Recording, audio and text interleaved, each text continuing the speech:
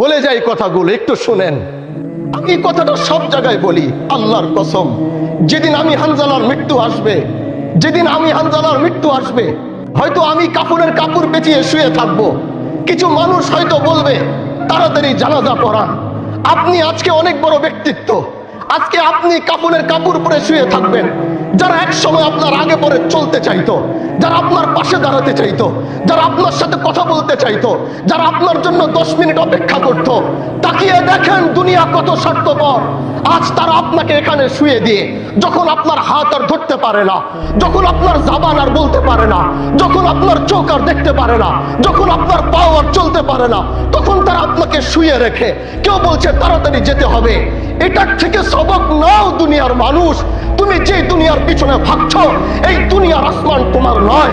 তুমি যে দুনিয়ার চলছো, এই দুনিয়া তোমার নয়। যে দুনিয়ার সময় তুমি দিচ্ছ, এই দুনিয়া তোমার নয়।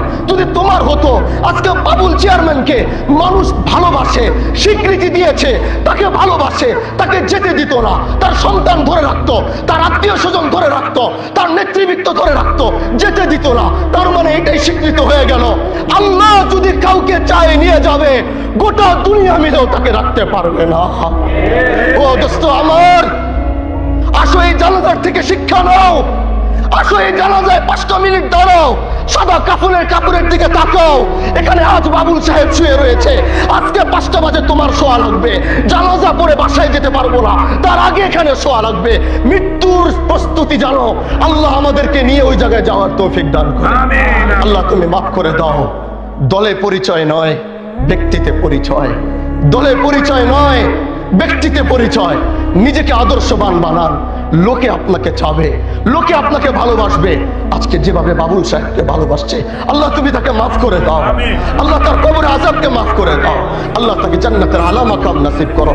দেখা হবে, সুস্থ থাকবেন। আল্লাহ মৃত্যুর প্রস্তুতি নিয়ে থাকার তৌফিক দান করো। নাসরুম মিনাল্লাহ ওয়া ফাতহুন করিব ওয়া বাশশিরিল মুমিনিন। আসসালামু আলাইকুম ওয়া রাহমাতুল্লাহি ওয়া বারাকাতুহু।